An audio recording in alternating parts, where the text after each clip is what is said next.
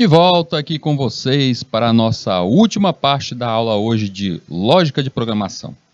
Estávamos falando sobre o vetor, vendo tudo como o vetor acontece e o principal, gente, tem que ter muito cuidado com o chamado estouro de memória. Sem dúvida nenhuma, isso é a maior problemática que tem dentro de um vetor. Você errar na escrita do tipo do vetor, você tentar inserir em um vetor de um tipo, um outro tipo, isso aí é aquele tipo de falha, aquele tipo de erro que o programa simplesmente não deixa fazer. Eu quero colocar um número, eu quero colocar um caractere dentro de um vetor do tipo número, um vetor do tipo inteiro.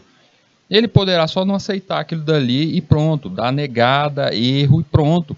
Agora, quando se fala de estouro de memória, a utilização indevida de memória, existem certas linguagens, principalmente linguagem de scripts, que aceitam, passa por cima, escreve de qualquer forma na memória aquele trecho, aquele novo índice do vetor, ele cria uma nova casa para aquele vetor.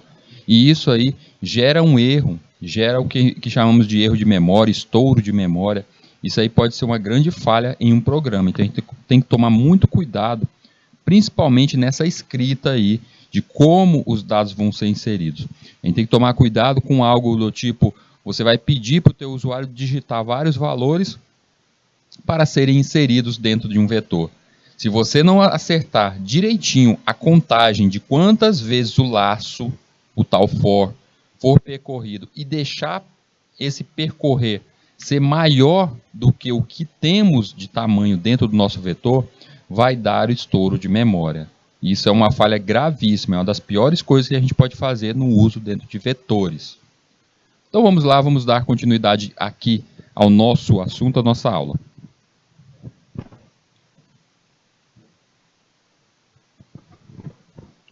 Vamos dar uma olhadinha em algumas funções especiais que a gente pode utilizar justamente dentro da transição do nosso uso dos laços, o for.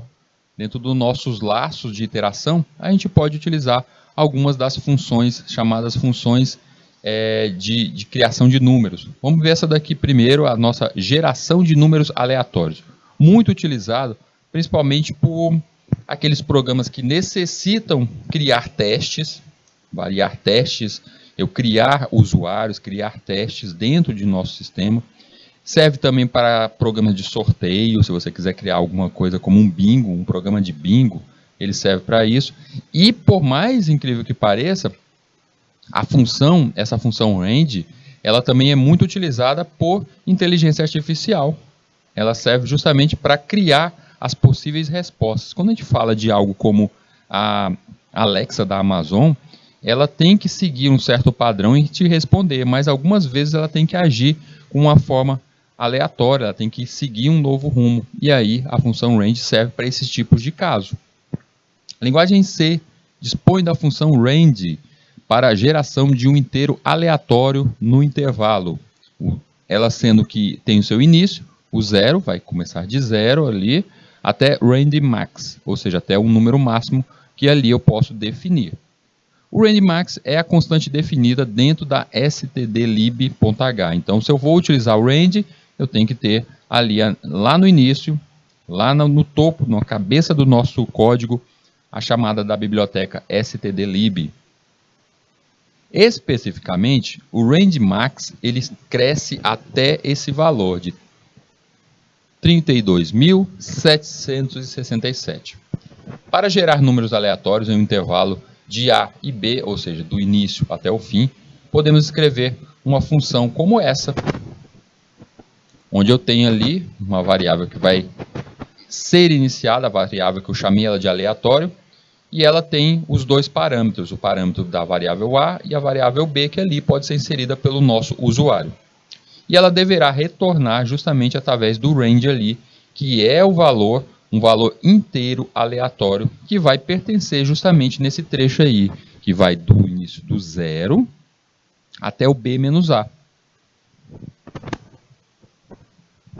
Vamos ver isso aqui na prática aqui, acontecendo em um código. Eu tenho nesse código aqui Inclusive, agora que eu estou vendo, esse código aqui, o range, ele não está na nossa pasta de aula lá no GitHub. Eu não coloquei esse daqui.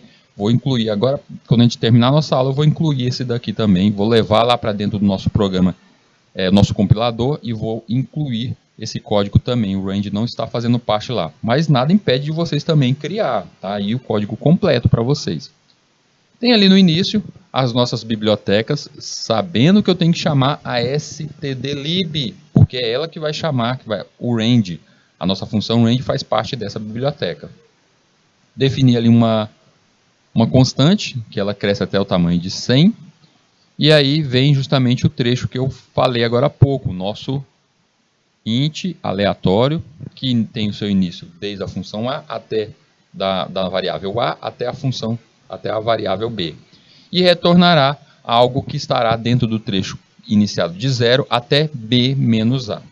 No código em si, porque a gente sabe que isso aqui faz parte da chamativa da nossa função, uma função especial que a gente vai chamar lá dentro do nosso código, e aí eu tenho ali dentro do nosso código, dentro do corpo do nosso código, nosso main, eu tenho algumas variáveis iniciadas, a variável i, que a gente vai utilizar ela lá no nosso for, dentro dos nossos laços, n, a e a b, todas elas do tipo inteiro. E crio um vetor e chamei esse vetor que o tamanho dele irá crescer até o tamanho de max, que a gente viu que lá no topo está definida pela constante com o tamanho de 100. Peço para a pessoa o tamanho quantos elementos a pessoa quer definir.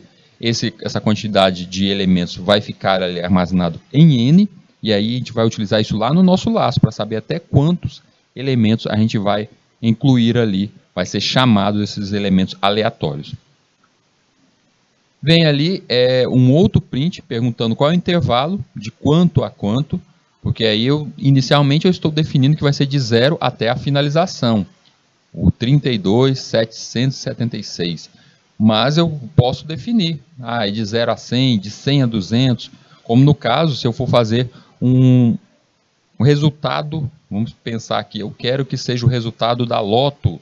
A loto, ela pede o quê? São 6 números, ela pede então quantos elementos? Peço 6, e o intervalo vai ser de quanto? De 0 até 50. Então vai ser combinado ali, vai ser puxado estes valores nesse intervalo de 0, ou melhor, de 1 até os 50. Este número digitado vai cair ali dentro do scanf, nas nossas variáveis a e b. E aí sim está todo o cenário preparado para iniciar o nosso for, nosso primeiro laço.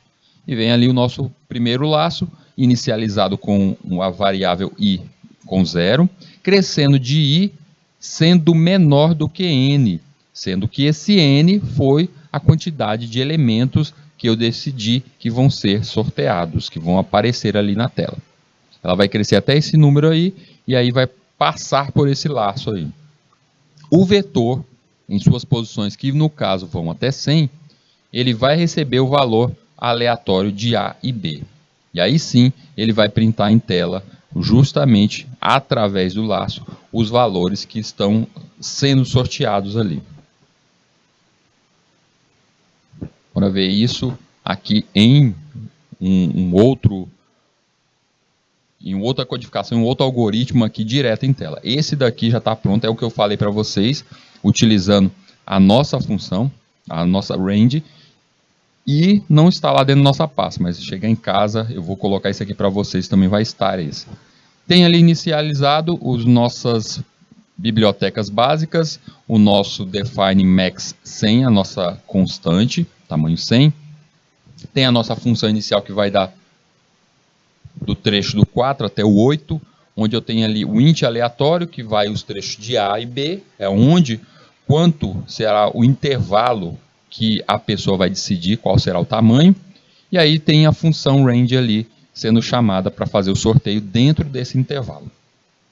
No próprio código, aí a gente tem de novo aquela chamativa. Quantos elementos? Linha 12.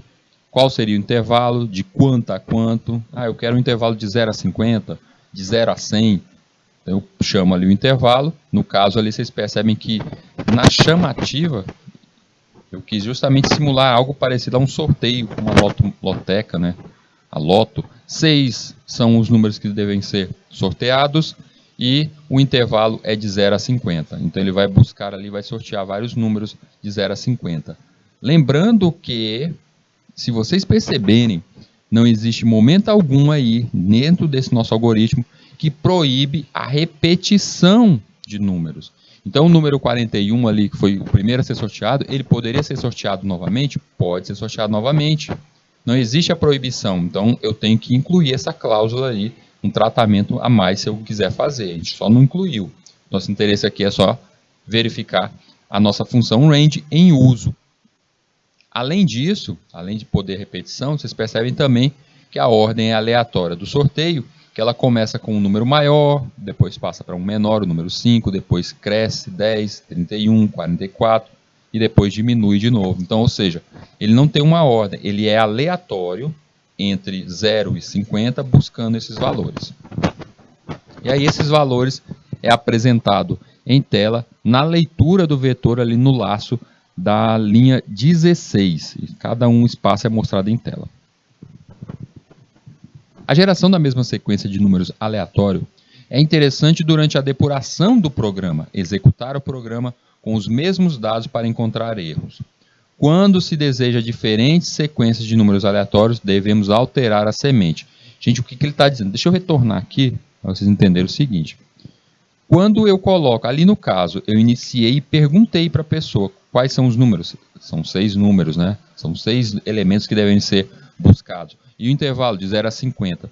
Se eu tivesse deixado isso de forma fixa dentro do programa, serão 6 elementos sempre. E o intervalo será de 0 a 50. E saíssem aqueles números, enquanto eu mandasse repetir o programa, sempre sairiam os mesmos números. Ah, Hildo, isso aí, esse sorteio está viciado. Ele está sempre saindo os mesmos números. A intenção do range é justamente isso, sair os mesmos valores, porque o range é muito utilizado em testes, como eu falei agora há pouco. Ele é muito utilizado se você quiser executar certos testes dentro do seu computador. Um exemplo disso, lá na disciplina de arquitetura, a professora deve ter falado para vocês um pouco sobre as placas de vídeo, o uso de vídeo, as placas on-board, off-board, placas de vídeo. Quando se fala em teste de vídeo, utilizar o chamado benchmark em vídeo, a gente podemos chamar um teste que vai executar e verificar se o nosso computador ele está bem a funcionar. Isso é feito justamente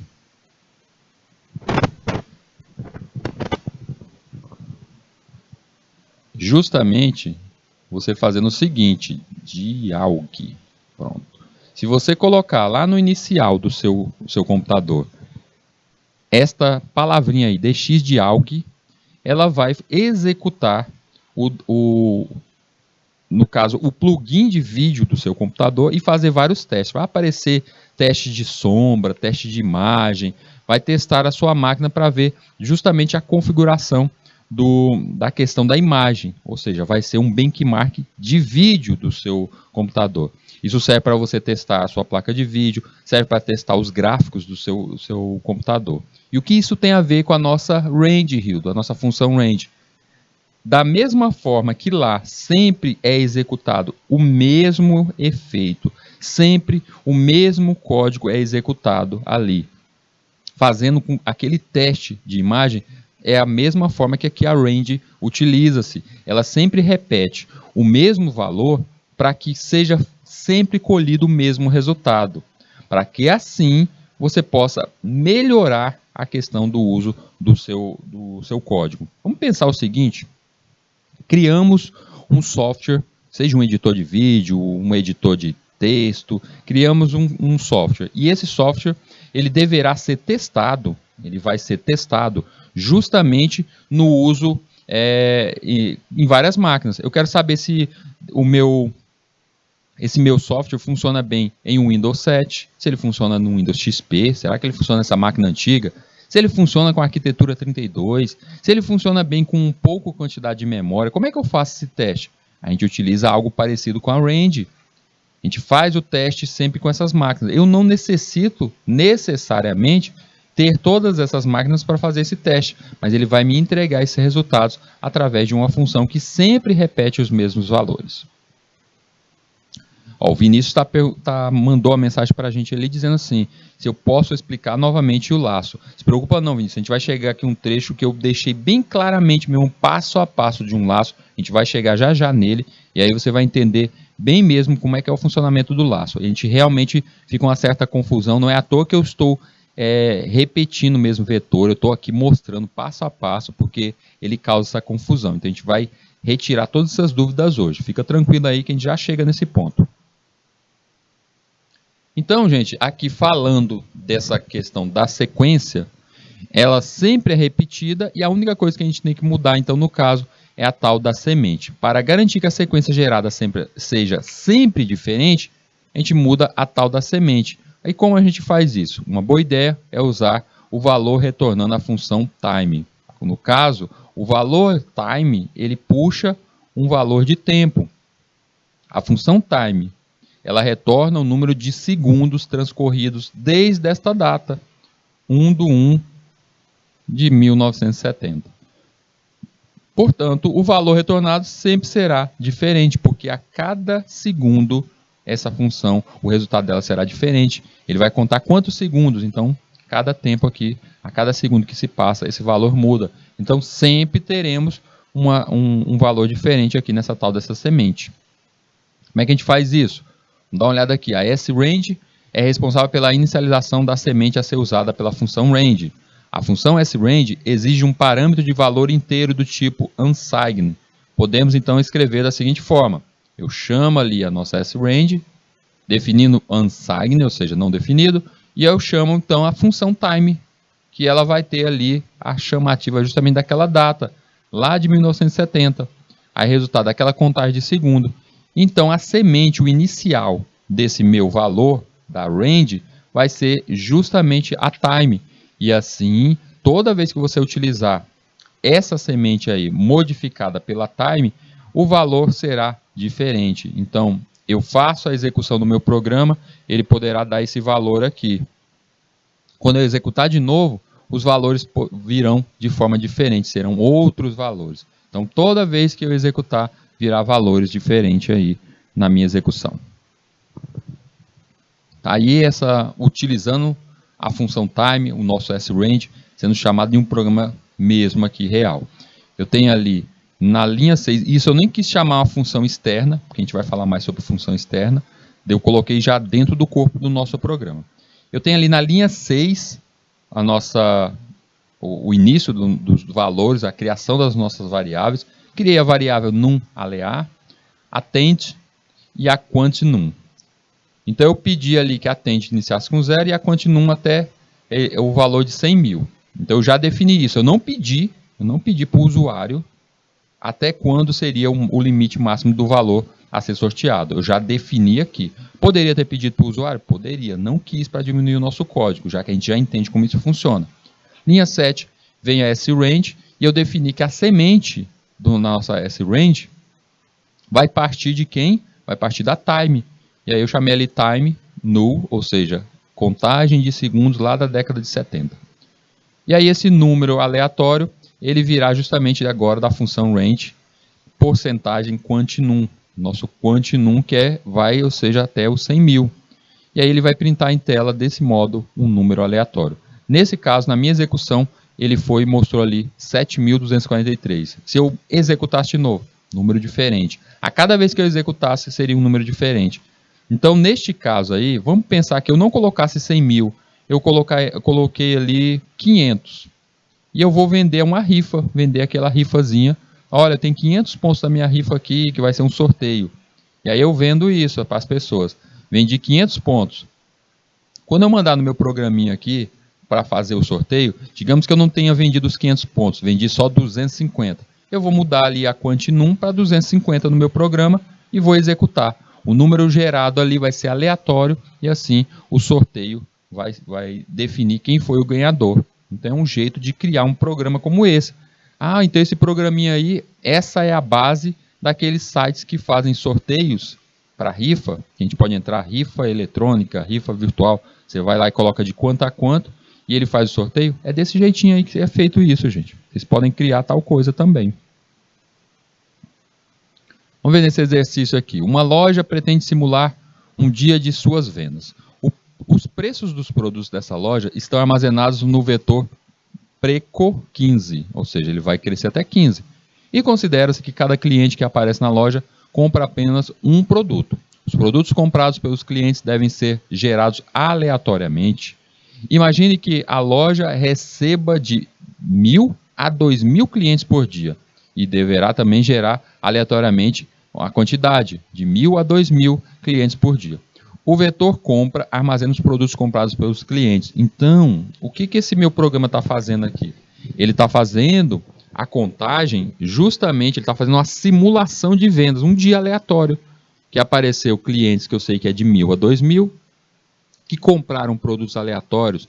Então, isso aqui é um teste para o sistema da minha loja, se ele vai conseguir funcionar justamente em um dia aleatório, uma quantidade aqui de compra aleatória, se ele vai conseguir gerar aqui cliente, se eles compraram tais produtos, porque imagine só você está criando um sistema para uma loja, você criou um sistema para uma loja e esse sistema vai ser um sistema de venda, carrinho de compra, tudo mais. Como é que tu afirma que ele está funcionando? Como é que tu tem certeza que quando colocar no ar, você entregar para o cliente, tudo vai funcionar, os carrinhos de compra? Imagine se você deixou com alguma falha, com algum erro, onde os clientes vão comprar, vai colocar dentro do carrinho, e aí no carrinho do cliente tem 3 produtos, mas só 2 vão ser cobrados. Ou esses dados não fiquem armazenados, o cliente comprou 3 produtos e isso não fica armazenado no login dele de pedido, ou seja, ele não vai saber quando os produtos vão ser entregues. Então isso aí tudo é uma grande falha, e a gente tem que testar antes. E aí é nesse modo aqui, nesse exercício, é que a gente está vendo um exemplo como esse, utilizando a função para testar o nosso sistema. O resultado da simulação deverá mostrar o número de clientes no dia, o valor total de vendas no dia, o produto mais vendido e seu preço, o produto menos vendido e seu preço, o valor médio das vendas, ou seja, vários itens aqui. Pelo tamanho aqui a gente percebe assim que, nossa, isso aqui será um algoritmo muito grande, muito difícil de ser feito, a gente vai perceber que não é tanto. Para determinar o produto mais vendido e o produto menos vendido, temos que armazenar quantas vezes cada produto foi vendido. E aí a gente usa o vetor, um outro vetor, o venda, que nesse caso aqui vamos aceitar até o valor 15. Nesse caso o produto 0 foi vendido 2 vezes. O produto 1 foi vendido 5 vezes. O produto 2 não foi vendido. Então a gente sai definindo pelo vetor, esse vetor venda, quais são os produtos e a sua quantidade de venda. Que a cada vez que um cliente inserir esse produto dentro do carrinho, ele vai ser incrementado aqui o valor na devida posição. Então eu tenho aqui a inicial aqui do nosso programa, onde tem as minhas variáveis. Eu criei as variáveis, as nossas bibliotecas, chamativo das bibliotecas. Chamei a stdlib, porque eu vou utilizar uma range. Chamei a stddio, ou IO, que é justamente a que vai utilizar os comandos de entrada e saída. Chamei a time.h, por quê? Porque eu vou utilizar a tal da semente, nossa time. E defini ali até 2.000, porque os clientes, a nossa conta de 2.000, porque os nossos clientes poderão estar variando de 1.000 a 2.000. Inicialmente ali tem a utilização da nossa range na linha 5 e 6, o nosso trecho que vai de A a B, ou seja, esse é o nosso intervalo. Na linha 9 eu começo algumas variáveis, a N e a P. Na linha 10 eu chamo a questão até do uso dos nossos vetores, tá? Esses vetores ali vão ser do tipo inteiro. Crio na linha 11 mais uma variável do tipo float, que vai receber o total e a média. Crio um outro vetor agora do tipo float, que é onde vai ter o nosso preço. Preço a gente sabe que utiliza após a vírgula, ou seja, pode ser R$10,50, então temos que ter do tipo float. Já inicio esses valores aqui. Por que, Hildo? Por que você já está iniciando com esses valores do preço, a venda, você já está fazendo isso? Venda tem que ser iniciado com valor zero, porque todos os produtos não foram vendidos ainda, então é de boa prática eu iniciar ali na linha 13 com valor zero. Já o preço, onde cada um tem o devido preço do produto, isso tinha que ser cadastrado também, porque cada item da minha loja, ele tem o seu preço. Isso poderá estar sendo buscado de uma base de dados, de algum local, mas ele já tem que ser definido esses preços. E aí vem a utilização na nossa S-Range na linha 14, onde ela vai pegar a semente de forma aleatória, justamente utilizando a função time. O nosso aleatório, ele vai desde 1000 a 2000, que a gente encontra lá na função int A e B, 1000 a 2000, são os parâmetros. E aí a gente entra dentro do laço. O laço ele tem que ter o seu inicial, o i começou com 0, até onde ele vai crescer. No caso ali, o i tem que ser menor do que n, e o n está onde? O n está no aleatório que vai de 1000 a 2000, então ele tem que estar nessa faixa aí. Digamos que nesse aleatório ali, dê exatamente 1500, são 1500 clientes que entraram naquele dia na loja. Então o i vai até 1500, e a cada passada do laço, ele vai aumentar esse mais 1. O p, a nossa variável p, vai receber também o aleatório que vai de 0 a 14, as posições. Por que de 0 a 14? Porque é justamente a quantidade de vendas que a gente vai ter ali, os produtos. A compra, o nosso vetor compra, vai receber também o valor que já está dentro de P, que foi armazenado lá através de P, que é a nossa aleatório, a quantidade de produtos que foi comprado por cada cliente. E o venda, o nosso vetor venda, ele vai receber também um incremento a cada passada, ou seja, cada venda, cada passada dentro do laço no for, esse venda vai passar para 1 para aumentar a quantidade do cliente, para passar mais 1. E assim, ele vai perguntando, a cada passada ele vê o cliente, quantas coisas esse cliente comprou, se ele comprou nenhuma ou comprou várias, e quais itens ele comprou. E assim vai sendo armazenado.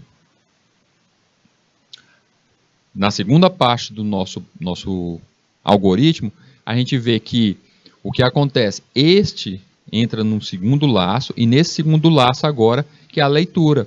O primeiro passo é a inserção dos itens dentro do nosso vetor, agora o segundo passo é justamente a leitura, onde ele sai fazendo a leitura de cada item que foi comprado, somando isso no valor dentro do nosso vetor de vendas, e assim armazenando cada um dos itens ali que foram vendidos.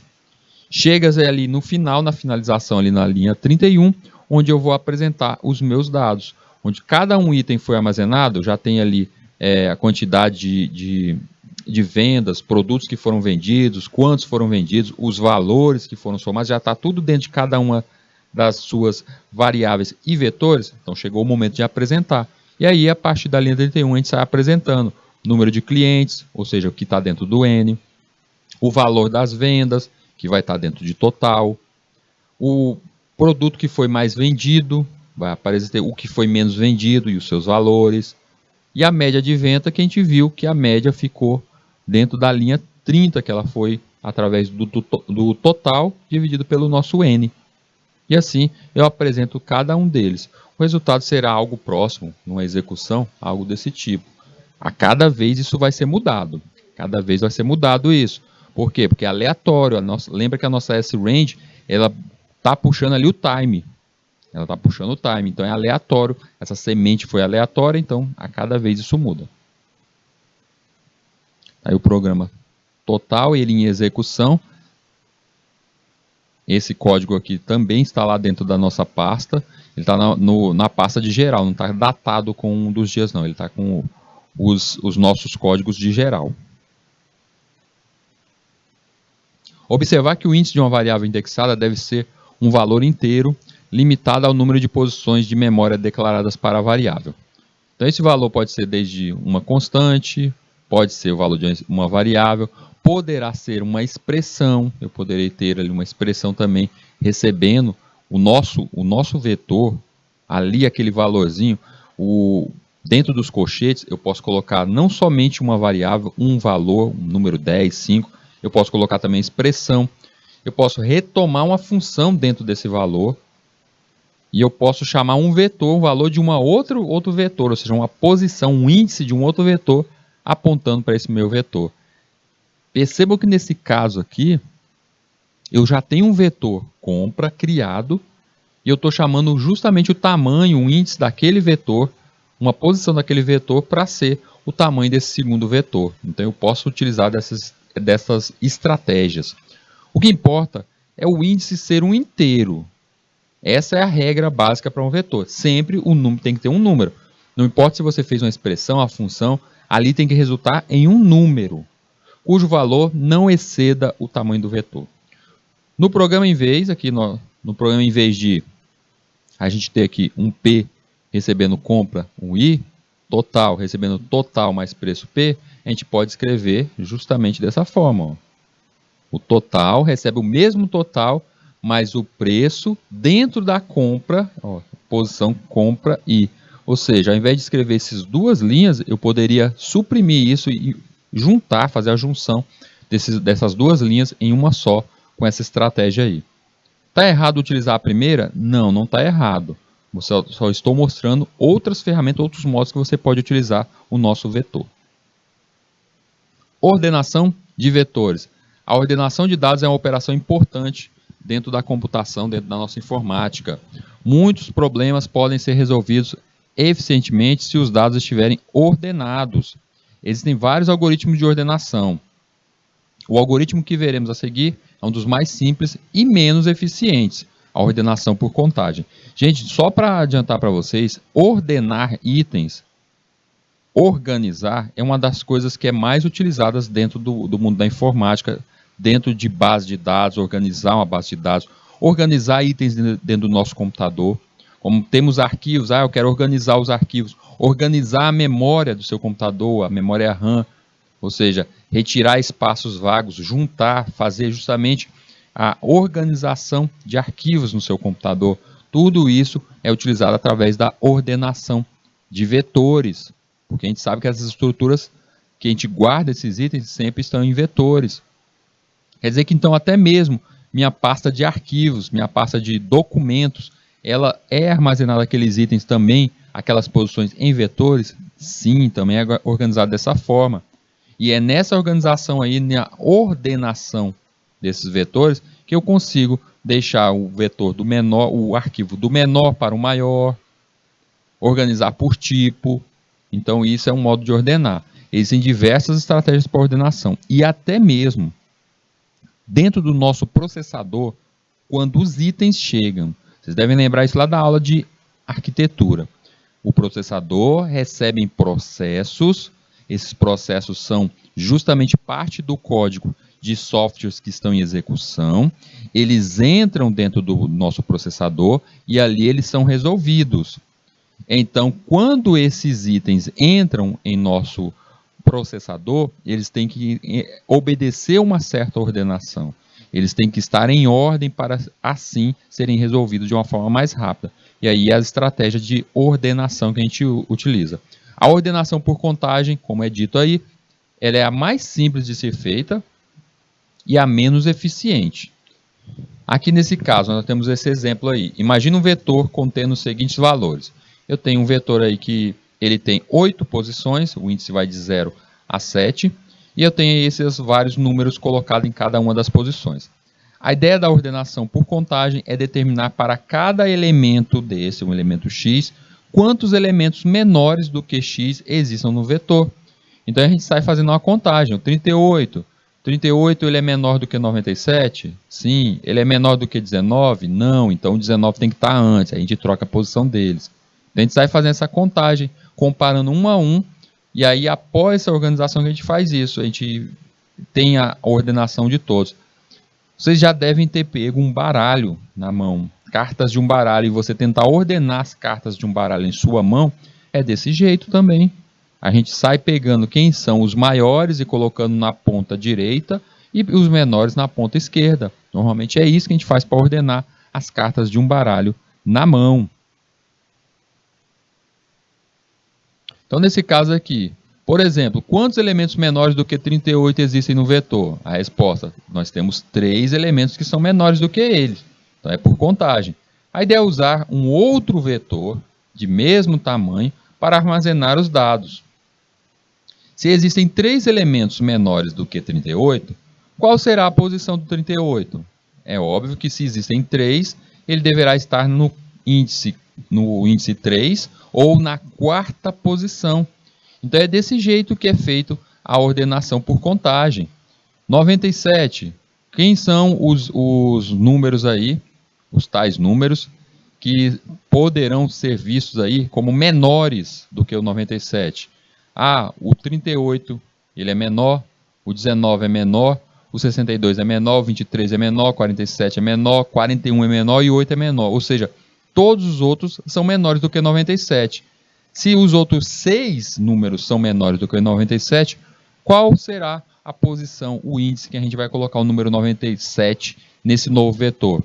Ele vai ser colocado no índice 7, na última posição. Então é desse jeito, nessa comparação por contagem, que a gente organiza esse novo vetor. Dá um trabalho? Dá um trabalho a mais. Por quê? Porque eu vou ter que colocar um outro vetor para fazer isso. É como, vamos imaginar de novo naquele caso, do nosso exemplo, de você organizar as cartas de um baralho na sua mão. A diferença aqui que a gente está utilizando por ordenação por contagem é você, ao invés de organizar na sua própria mão, você tira a carta que está vendo que é maior e coloca em cima da mesa, que vai ser o seu segundo vetor. E assim, a cada contagem que você vai vendo na tua mão, você vai retirando e colocando naquele novo vetor ou na mesa. Então a gente vai fazendo a contagem desse jeito, utilizando a mesa também como segundo vetor. Vamos para um exemplo. Criar um algoritmo na linguagem C que receba 8 números e depois entregue os valores ordenados na ordem crescente. Então a gente vai ter esses números aí, já começa com esses números bem aí. A gente não vai pedir para a pessoa digitar e eu quero eles organizados. Vamos ver como é que ele fica. Eu tenho ali na linha 1 e 2 as nossas bibliotecas básicas. Começa ali a partir da linha 4 as nossas variáveis e vetores. Sendo que o vetor, eu tenho um vetor ali que eu chamei até ele mesmo de vetor, eu já estou com a numeração já incluída direto. Eu não pedi para a pessoa digitar. Na linha 5 eu comecei o sRange, para ser aleatório essa nossa contagem. E aí vai começar a ordenação. Antes da ordenação ali na linha 8, eu começo o nosso laço. Esse laço vai até que número? 8. Por que 8? Porque tem 8 posições do nosso vetor. Então ele vai crescer até 8 para fazer essa leitura. E aí ele vai printar em tela os 8. Ou seja, o primeiro laço que temos aí da linha 8, ele faz a contagem, ele faz a leitura dos itens que já está dentro desse vetor. Depois disso, eu parto ali na linha 12 para um do para fazer justamente a contagem. O troca recebe 0 e o contador vai receber mais 1. Assim, eu posso fazer a leitura e aí com essa leitura eu saio fazendo a comparação. Se o vetor naquela sua devida posição ele for maior do que a próxima posição, ou seja, o i mais uma posição adiante, ele troca de posição.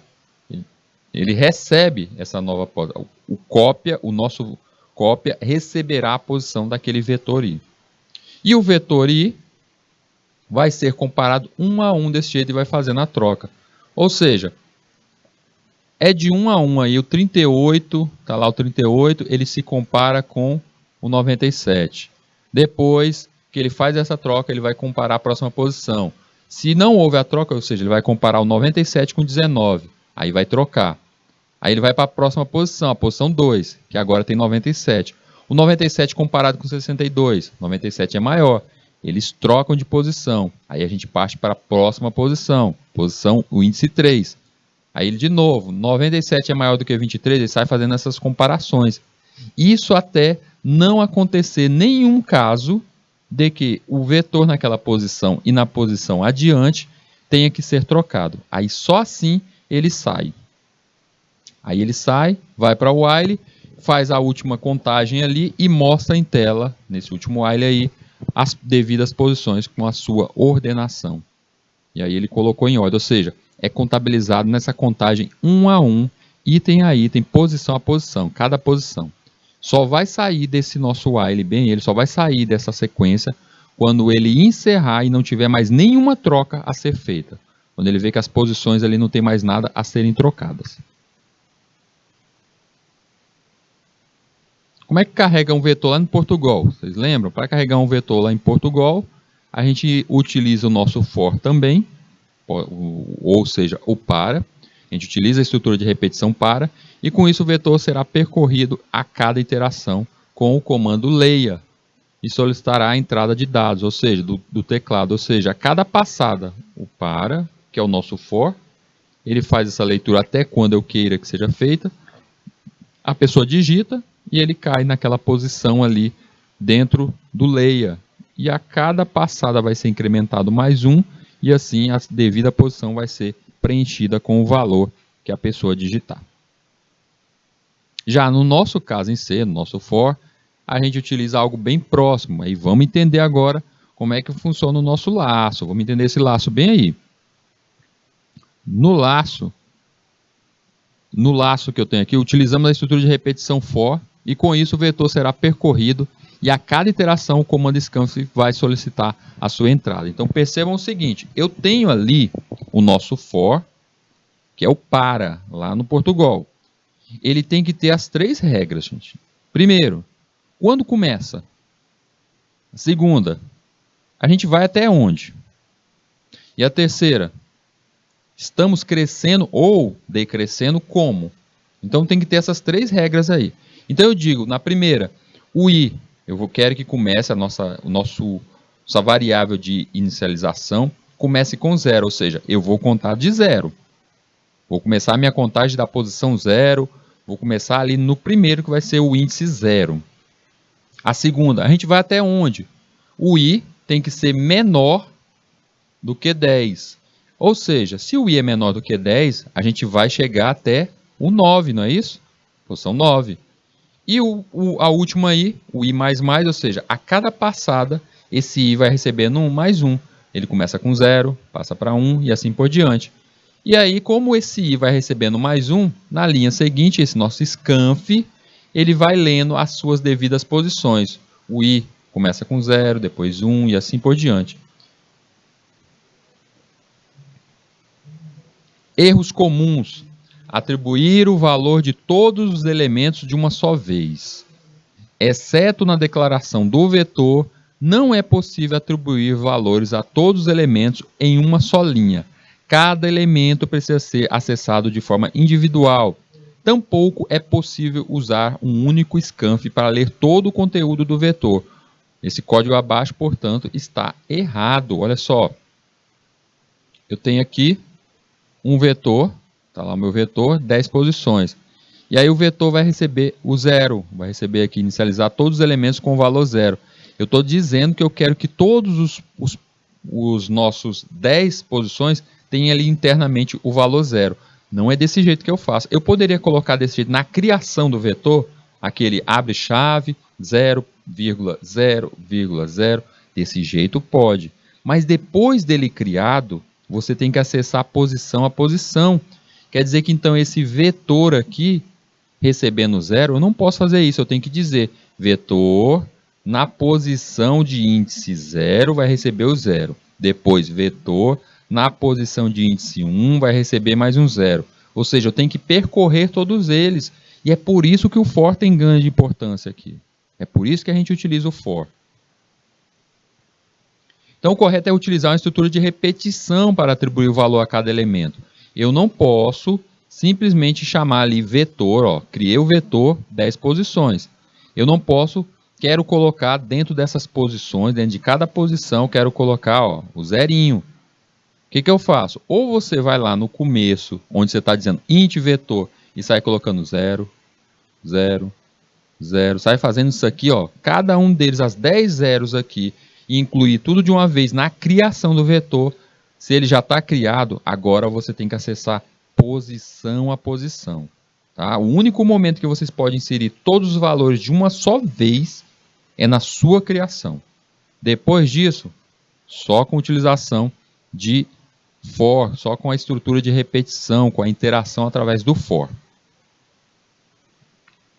Tampouco é possível copiar o conteúdo de um vetor para outro mesmo que os dois sejam do mesmo tamanho e os elementos sejam de mesmo tipo.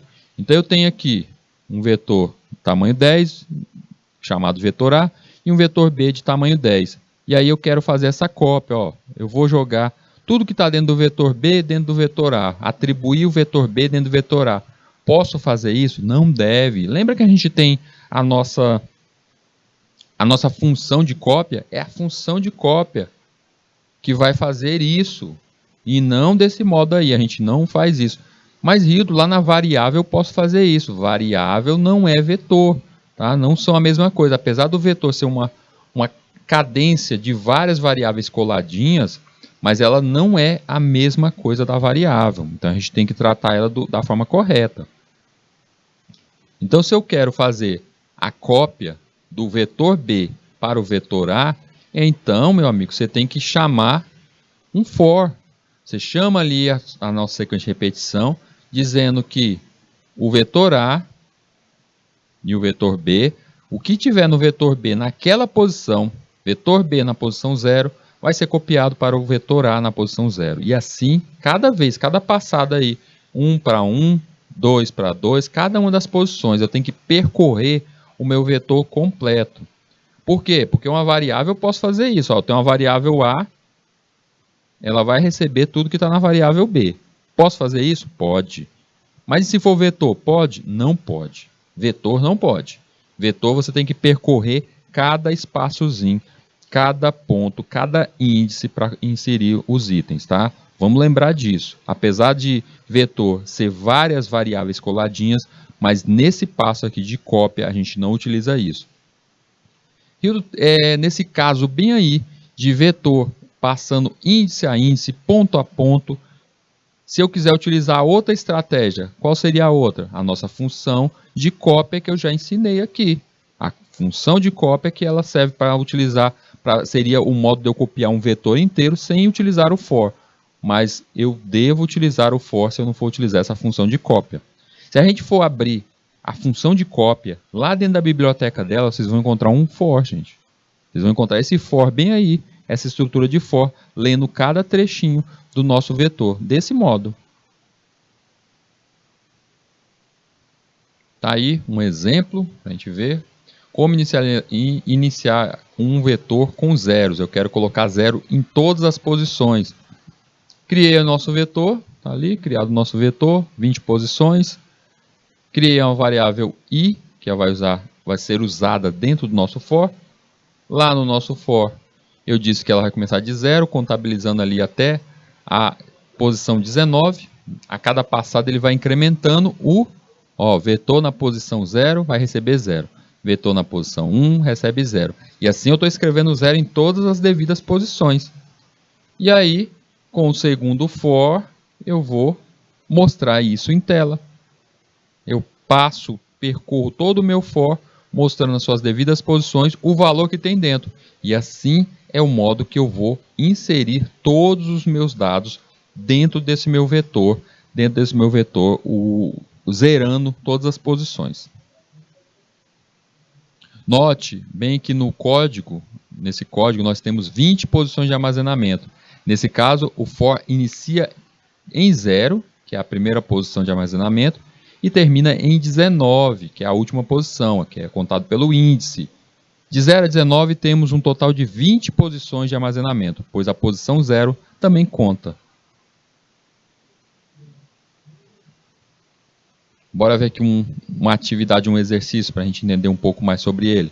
Implemente ou crie um programa em C que receba do usuário 10 temperaturas, ou seja, vamos precisar do nosso laço. Bora entender um pouco mais desse laço.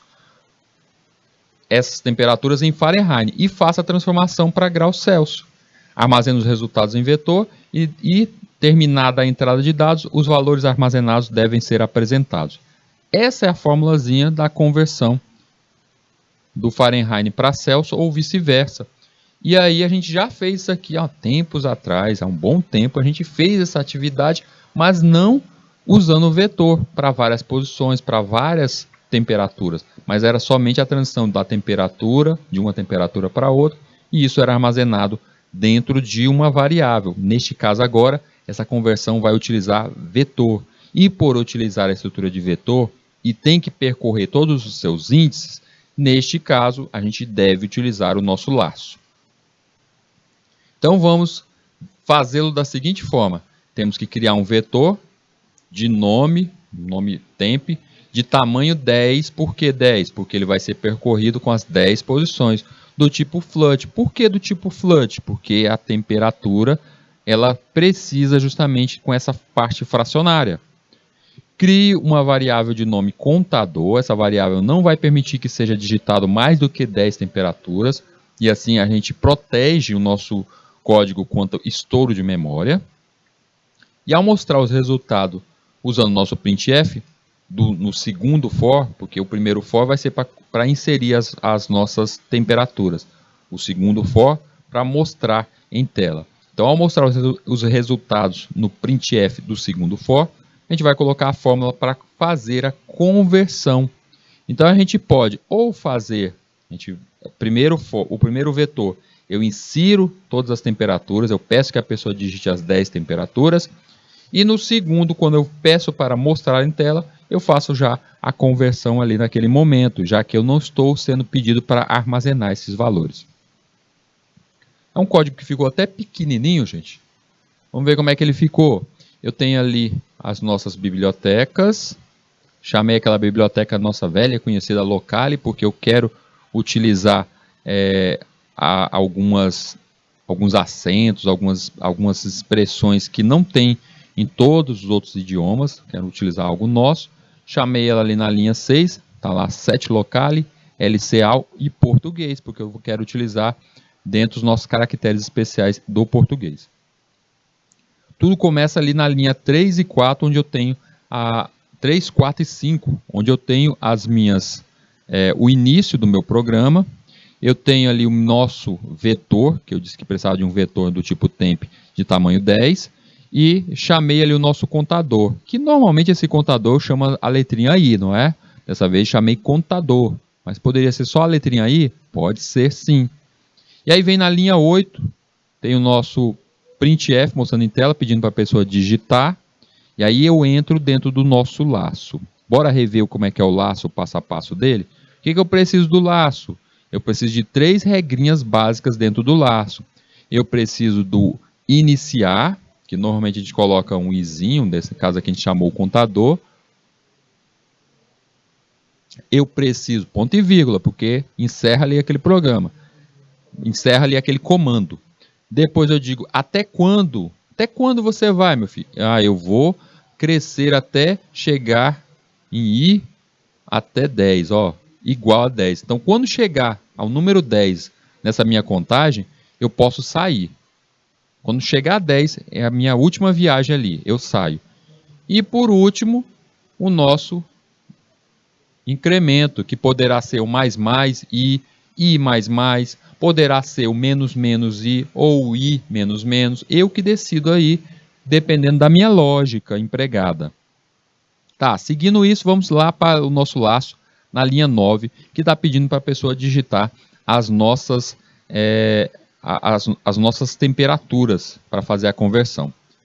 Entrei ali na linha 9, contador começou com 1, ele começou com 1 dessa vez, ou seja, eu quero que seja contado a partir do número 1. Ele vai até chegar a 10, porque contador é menor ou igual a 10, e esse contador vai receber mais 1. Então, comecei da contagem de 1. A cada vez que a pessoa vai digitando, está lá na nossa telinha, a pessoa foi digitando uma temperatura aleatória ali. Está lá o 2, o 4, o 6, o 8, 10, 12 e assim por diante. Completou as 10 temperaturas ali. E aí, ao finalizar isso, é que eu saio do for, porque eu cheguei no número 10, não é isso? O contador foi as 10 passadas. E aí eu vou para o segundo for, linha 13. No segundo for da linha 13, é que tem ali de novo, inicializada a mesma regra, gente. O primeiro for sempre vai ser igual ao segundo, pode ter certeza. Vocês podem até repetir o código. E tem lá, contador começando com 0, contador que vai menor ou igual a 10, ou seja, ele vai até 10, e o contador vai crescendo a cada passada. E aí eu vou imprimir em tela. E agora que eu coloco ali internamente no nosso próprio print, coloquei a fórmula, que é a multiplicação de 0,5 ali multiplicado pela nossa temperatura, aquela temperatura ali daquele momento do nosso vetor, menos 32. É a formulazinha da transformação do nosso Fahrenheit para o Celsius. Então eu coloquei diretamente ali no print. Lembrando que essa transformação que está sendo mostrada um a um ali na tela, olha lá, temperatura 1 de graus Celsius, ou seja, o 2 colocado ali, ele foi transformado para 16,7 em Celsius, 2 graus da Fahrenheit vira menos 16,7. Então, nessa transformação, esse menos 16,7, ele não está sendo armazenado em lugar nenhum. Isso não foi pedido para mim, não foi armazenado em lugar nenhum. E aí ele vai mostrando item a item aí, passo a passo, cada um deles. Vocês percebem que eu poderia, abaixo desse printf aí, na passada de cada um desses itens, se eu tivesse criado lá no topo um novo vetor, vou criar um vetor, e esse vetor ele vai ser do tamanho 10, pronto. E aqui embaixo, debaixo desse print da linha 15, se eu colocasse ali que o vetor receberia na devida posição, onde ao invés do 10 ali eu colocasse contador, aquela devida posição, aquele valor ali que está sendo impresso em tela, aquele valor ali que está sendo impresso, ou seja, o menos 16,7, aquela temp ali convertida, ele receberia e guardaria esses valores. Mas não foi a minha intenção aí de guardar esses valores, não foi isso que foi pedido para a gente, mas ele mostrou todos os 10 valores ali. Eu poderia até incrementar, refinar isso, aumentar isso não só para 10, eu pedi que a pessoa digitasse a quantidade, eu poderia transformar isso em uma constante, ou seja, depende do uso, depende do refinamento de cada um de nós, o modo de ser utilizado. Turminha, vamos encerrando a nossa aula aqui de hoje. Na próxima aula, a gente vai dar continuidade ainda em vetores, vamos falar bastante de vetores, e hoje mesmo vai estar lá no nosso arquivo, lá no GitHub, a lista de exercício que vai ser resolvida na próxima aula, mas vai estar a lista lá para vocês brincarem esse final de semana tentando resolver isso, e na próxima aula a gente se encontra e resolve toda essa lista que vai ser mostrada aqui em sala. Então, pessoal, bom final de semana e até a nossa próxima aula.